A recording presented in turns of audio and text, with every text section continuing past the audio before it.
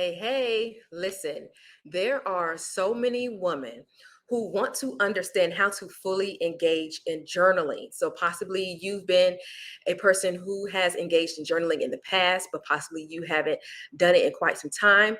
Maybe you've seen other people journaling and you say, I want to learn how to journal too, but you just don't know where to begin. Possibly you're like, I want to learn how to journal. Or I want to start journaling because I understand the therapeutic side effects of it. It can actually help me heal, but I just don't like writing. So there are so many women who want to engage in journaling, but who have bought the journal, thought about buying the journal, who have contemplated getting the journal and starting their journey to emotional healing, but they haven't done so. So I'm going to give you 3 quick and easy tips to journal in 2022 and beyond that they don't often talk about. Let's go ahead and get into it. First and foremost, journaling is not only for them, air quotes. It's not only for them, it's also for you too. Here's the thing. You have emotions. We all have emotions. The thing about journaling is that it can be a therapeutic tool if you understand how to make it therapeutic. There are some people who buy journals only because they've seen someone else buy a journal, possibly because the journals are just pretty. Like I'm guilty of buying journals that are really pretty, but then not using it, not having the time to use it, not putting any real purpose behind it. And so that's when things can get convoluted. That's when you can start to really struggle when it comes to journaling. And many people quit journaling because of their struggles. But the thing is, we all have emotions. You have emotions. There are times when you're going through pain.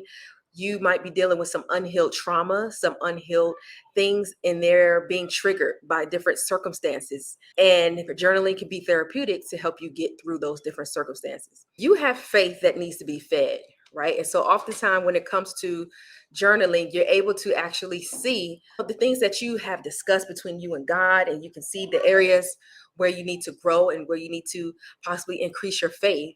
And when you look back on the things that you have written and overcome, it helps you to increase your faith. Journaling can allow you to actually feed your faith. And then also, you have a heart that needs to be fed. Journaling allows you to feed your heart. It feeds that heart muscle. It can make it feel better. You can feed things into it, such as, some self-esteem, especially if you're dealing with low self-esteem, right? You can feed it the faith. You can feed it power. You can feed it all the emotions that are on the opposite side of the unhealed emotions so that you can begin healing and start your journey.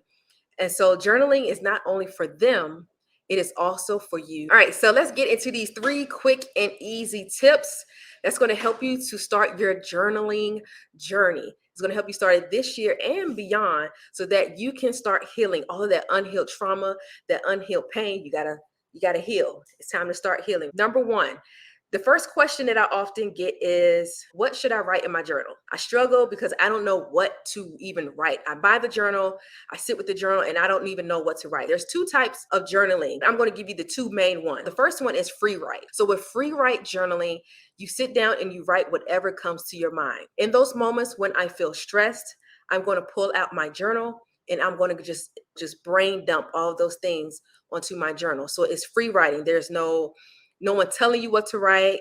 There are no journal prompts, which is the second type of journaling. Using journal prompts, those journal prompts or those sentence starters, they can give you different ideas.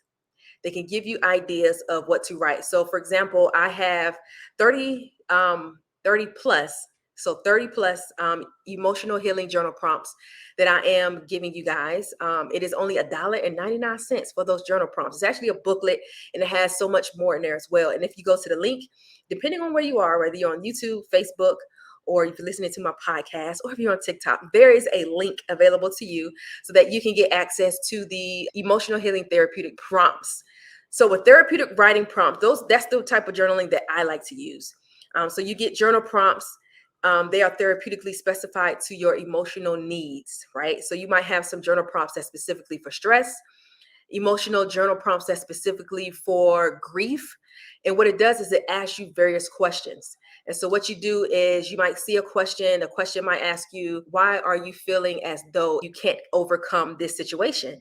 And so with that, it gives you an idea of what to write, and then you just start to journal. So if you're one who's like, man, I really don't know what to write, then that is a way to give journal prompts are and sentence starters is a great way to get around that curveball of not knowing what to write. Go to my link. You can get access to the journal prompts that I have available for you so that if journal prompts sounds like something that you would like to use in order to really start your emotional healing, because that's what they're for, then go ahead to the link and you can get access to that. It's only $1.99. The next question that I often get is, how can I use journaling to better handle my negative emotions? So here's the thing, journaling, again, it can be therapeutic, and it should be therapeutic. You should always be journaling with purpose. If you journal without purpose, then you will just have a journal that is just collecting dust. And so we don't want that. You want to start healing all of that unhealed trauma, unhealed pain. Your brain can only hold full attention to one thought. I'm going to say it again. Your brain can only hold full attention to one thought. So let's say right now you have a negative thought. You can't have a negative thought and a positive thought going at the same time. There's one thought that's going to lead the conversation. And oftentimes, the way that we are built, we often lead with the negative thought first. We often see the hurdle first. We see the thing that we can't do, right? And so you often see the I can'ts, the I won't, I would nevers, and it'll never happen. Those are things that we typically see first. But in order to turn your negative thoughts, you need to be able to turn negative emotions into positive emotions. And you can do that with therapeutic journaling. Again, therapeutic journaling, making sure that your journaling is therapeutic. It can be self therapy, going back again to those journal prompts that are actually specified to the need that you have. If you're dealing with grief, having journal prompts and sentence starters that are guided towards that, right? If you are a free writer, writing down the negative emotions and then saying, how am I going to turn this around? So don't always write a full page that has everything to do with the struggle, but also be solution focused. What is the solution behind the struggle that you're having? What is the solution behind that negative emotion that you have? If you're feeling like, man, my relationship is just not working out, instead of harping on that negative thought, put it down, get it out of your head, and then put down the positive solutions behind it. What are some solutions to turn your relationship around? Be solution focused. How can you get or better handle your negative emotions when it comes to journaling? Not just harping on the negative emotion, put it down on paper, and then put the solutions behind it. But here's another little tip that I'm going to give you away for free. With those emotions, also think about, do I have control over this situation? Whatever the situation is that you are dealing with, determine, do you actually have control over that situation? If it's something that's out of your locus of control, learn how to let it go and say, I'm going to let the cards fall where they may, but I can only control me, my behaviors, my emotions, my thoughts, and my reaction to this situation. That's how you can get that therapeutic journaling and turn it into a lifestyle. Live a self therapeutic and radical self-care lifestyle. Number 3, how can I stop failing at journaling? There are many times where, again, you might have bought a journal, and in buying that journal, it just kind of set. You feel like you're not consistent enough when it comes to journaling. When it comes to journaling, there is no failing at it. And this is why I say that.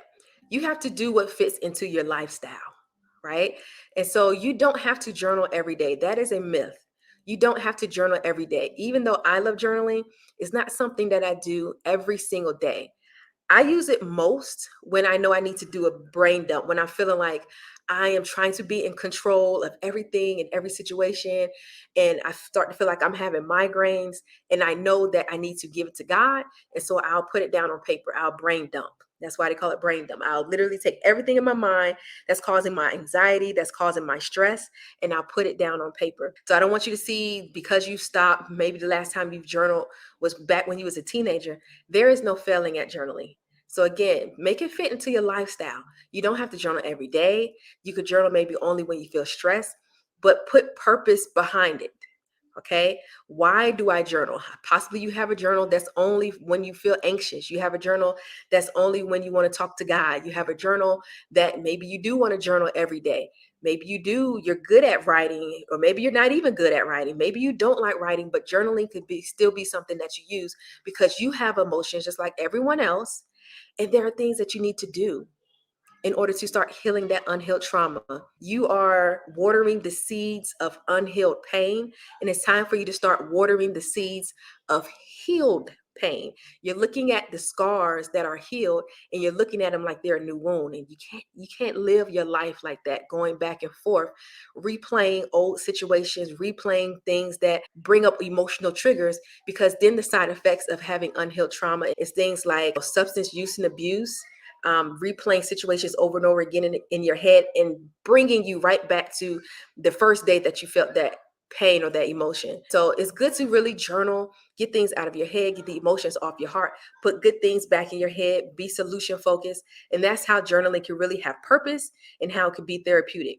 So knowing your when, your what, your whys, your hows, and your where, right? Where am I going to journal? Find a place in your house where you're going to journal. Even if you have to journal in the car, journal on your lunch break. Have a where, have a when. When am I going to journal? I'm only going to journal when I'm feeling overwhelmed or when I'm feeling as though I need to overcome something. What am I going to journal about? Possibly get some journal prompts. Why am I going to journal? I'm going to journal to heal. How am I going to journal? I'm going to journal with free write, or I'm going to journal with journal prompts, or I'm going to journal with drawings. Do what fits into your lifestyle. Overall, hopefully this helps. I want you to go ahead and get those journal prompts. There is going to be a link available to you in order to get access to those 30 plus, because it's more than 30 plus journaling prompts. It's only going for $1.99, right? And so this is going to really help you to start supercharging your journaling journey so you can start healing from your past, growing in your present, and resetting for your future. All right, see you next time.